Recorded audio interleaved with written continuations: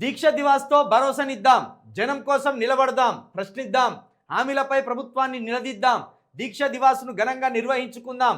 రాష్ట్రంలో ఏ ఒక్క వర్గం సంతోషంగా లేదు. ప్రజల పక్షాన బీఆర్ఎస్ పార్టీ కొట్లాడుతుంది. రేవంత్కు కనీస అవగాహన లేదు. కేసీఆర్ని తిట్టుడే పనిగా పెట్టుకున్నాడు.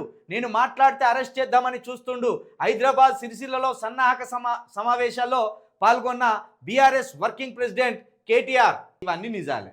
నిజానికి కేటీఆర్ కావచ్చు, లేకపోతే బీఆర్ఎస్ పార్టీ కావచ్చు, శక్తి వంచన లేకుండా ప్రజల వైపు 100% కొట్లాడుతున్నారు. ప్రజల వైపుగా ఏమాత్రం అలసత్వం లేకుండా వాళ్ళు కొట్లాడుతున్నారు. ప్రతి ఒక్క విషయం మీద కొట్లాడుతున్నారు. ఇక ఇంకో మాట ఏమంటాడు, నేను మాట్లాడితే అరెస్ట్ చేద్దామని చూస్తున్నా అంటే మీరు కేటీఆర్ గారు ఫిక్స్ అయిపోండి. రేవంత్ రెడ్డి గారు కనుక ఈ మిగతా 4 సంవత్సరాలు కనుక ముఖ్యమంత్రిగా ఉంటే ఖచ్చితంగా మీరు జైల్లో వేస్తారనే. ఎట్టి పరిస్థితిలో ఆయన మిమ్మల్ని జైలు వేయాలనే వ్యూహంతో ముఖ్యమంత్రిగా కూర్చున్నాడు.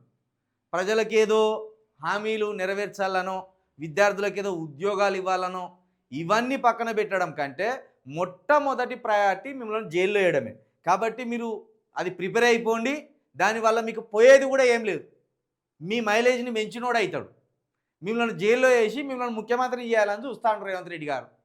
అది మీకు సంతోషమే కదా, ఏం కాదు, వెళ్ళిరాండి. దానికంటే ముందు ఇంకో మంచి పని చేయరు, పాదయాత్ర చేయరు. కోడంగల్ నుండే పాదయాత్ర చేయరు. కోడంగల్ నుండి పాదయాత్ర చేస్తే ఇక మంచి ఆటం బాంబు పెట్టినట్టు అవుతుంది. ఆయన సీటు కింద అటం బాంబు పెట్టి పేల్చినట్టు అవుతుంది.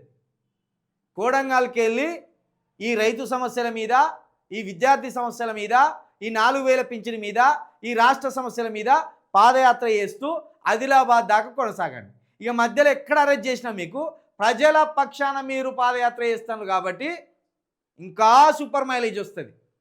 మీరు ఊహించిన దానికంటే ఇంకెక్కువ మైలేజ్ వస్తుంది. కాబట్టి మీరు పాదయాత్ర తొందరగా మొదలు పెట్టండి, పోయేది ఏం లేదు. పాదయాత్ర మొదలుపెట్టి ఈ దీక్షా దివాసు, ఈ జనం కోసం కొట్లాడదాం, నిలబడదాం, ప్రశ్నిద్దాం, నిలదీద్దాం, ఇవన్నీ పాదయాత్ర ద్వారానే చేసుకుంటూ పోండి. ఏం భయం లేదు. వేస్తే మా అంటే 3 నెలలు జైలు వేయచ్చు, 4 నెలలు వేయచ్చు, సంవత్సరం వేయచ్చు. జీవితాంతం అయితే వేయడు కదా. పోయేది ఏం లేదు. మీకే కలిసి వస్తుంది, మీ పార్టీకే కలిసి వస్తుంది. ఇప్పటికే రేవంత్ రెడ్డి భాష వల్ల కేటీఆర్ భాష కూడా మారిపోయింది. మంచిగా పద్ధతిగా మాట్లాడేటోడు, ఓ ఫ్యూచర్ పొలిటీషియన్ లాగా మాట్లాడేటోడు.